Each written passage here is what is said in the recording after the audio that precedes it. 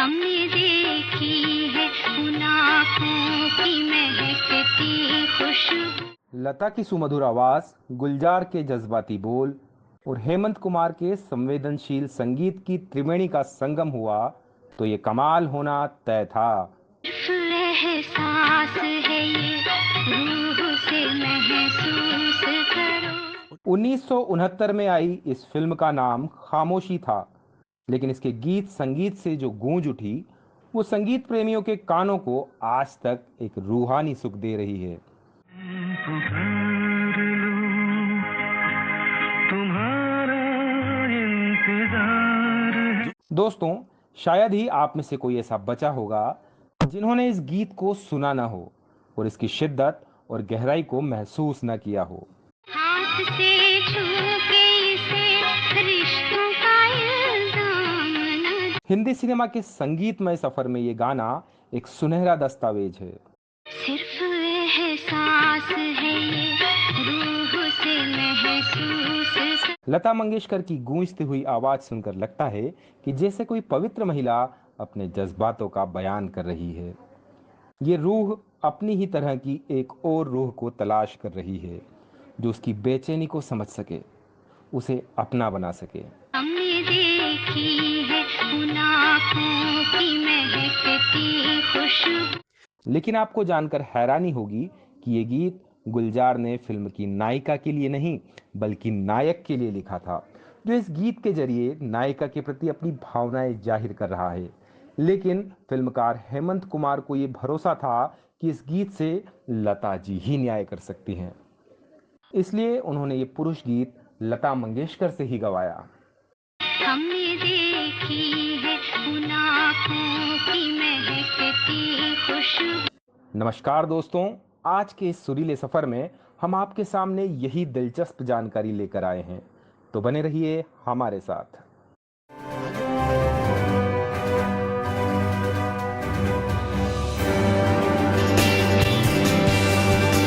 प्यार आवाज़ नहीं, एक खामोशी है। ये वो कमाल का गीत है जिसमें गायिका लता, गीतकार गुलजार और संगीतकार हेमंत कुमार अपने शिखर पर नजर आते हैं। इस फिल्म का निर्माण खुद हेमंत कुमार ने किया था और इसके निर्देशक थे असित सेन। 1970 आते आते भारत में कलर फिल्में बनना शुरू हो गई थी, लेकिन असित सेन ने उस जमाने में भी इसे ब्लैक एंड व्हाइट फॉर्मेट में बनाया। इस फिल्म का बजट सीमित था, इसलिए वो सिनेमेटोग्राफर कमल बोस की फोटोग्राफी के कमाल दिखाना चाहते थे।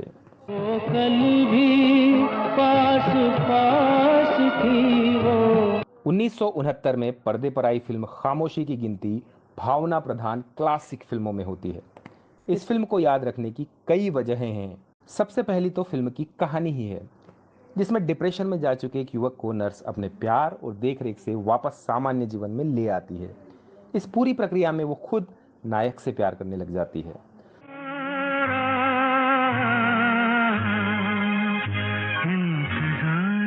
पर वो अपनी सामान्य जिंदगी में लौट जाता है। इसके बाद प्यार में धोखा खाकर डिप्रेशन में जाने वाला एक और मरीज आता है।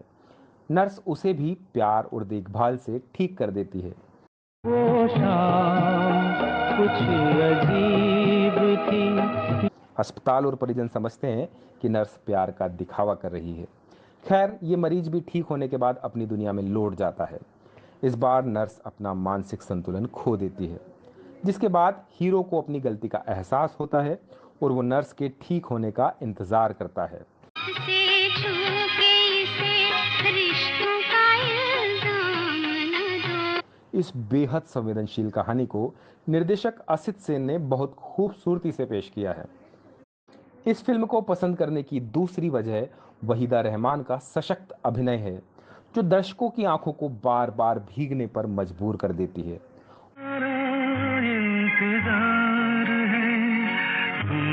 और तीसरी और सबसे बड़ी वजह है इस फिल्म का अमर संगीत। एहसास है ये, रूह से महसूस करो। इस फिल्म की कहानी मशहूर बांग्ला साहित्यकार आशुतोष मुखर्जी की लघु कथा नर्स मित्रा से ली गई थी। इस पर बांग्ला में 2 फिल्में पहले भी बन चुकी थी और दोनों कामयाब रही थी। एक का डायरेक्शन तो खुद असित सेन ने ही किया था। तो इस तरह से उन्होंने हिंदी में ही अपनी बांग्ला फिल्म का रीमेक बनाया था। अब बात इस फिल्म के सुरीले और जज्बाती गीतों की। जिस गीत की हमने बात की उसे लिखा किसी और के लिए गया था और फिल्माया गया किसी और पर। गुलजार के मुताबिक उन्होंने यह गीत पुरुष कलाकार के लिए लिखा था। इस गीत में एक नायक या पुरुष की कोमल भावनाएं हैं जो वो एक महिला के लिए व्यक्त कर रहा है। गाना लिखने के बाद जब उन्होंने इसे फिल्म के प्रोड्यूसर और संगीतकार गायक हेमंत कुमार को सुनाया तो उन्हें ये बेहद पसंद आया और वो फौरन बोले कि ये गाना तो लता मंगेशकर गाएंगी। गुलजार ये सुनते ही हैरान हो गए और हेमंत कुमार से बोले, दादा ये गाना तो किसी मर्द पर फिल्माया जाना चाहिए जो फिल्म की हीरोइन के लिए ये गीत गा रहा है, क्योंकि गाने का ये मुखड़ा हमने देखी है उन आंखों की महकती खुशबू। इसे कोई महिला किसी पुरुष के लिए गाए ये बड़ा अजीब सी बात लगेगी, लेकिन हेमंत कुमार को पूरा विश्वास था कि इस गाने की भावनाओं को जितनी गहराई से लता उभार कर लाएंगी वो कोई और कर ही नहीं सकता। इसलिए वो अपनी बात पर अड़े रहे और ये गाना लता मंगेशकर ने ही गाया। हमने देखी है उन आँखों की महकती खुशबू। जब रिकॉर्डिंग पूरी हुई तो ये बात साबित भी हो गई कि लता को लेकर हेमंत कुमार का भरोसा कितना सही था। ये गाना सुनकर शायद ही किसी ने ये महसूस किया हो कि ये गीत महिला भावनाओं को व्यक्त नहीं कर पा रहा है। गुलजार ने अपना अनुभव बताते हुए कहा था कि अब आप ये गाना सुनो तो एहसास तक नहीं होगा कि मैंने शुरुआत में ये किसी पुरुष के गाने के लिए लिखा है। ये ताकत है लता मंगेशकर की जो किसी गाने का जेंडर तक बदलने की काबिलियत रखती है। एहसास है ये, रूह से महसूस करो। हम आपको बता दें कि इस फिल्म के प्रोड्यूसर संगीतकार और मशहूर गायक हेमंत कुमार ने फिल्मों में अपने करियर की शुरुआत मशहूर संगीतकार सचिन देव बर्मन के सहायक के रूप में की थी। ये कहा जाता है कि हेमंत कुमार ने फिल्म खामोशी में अपने गुरु सचिन दा के स्तर का संगीत दिया। वो शाम कुछ अजीब थी, हमने देखी है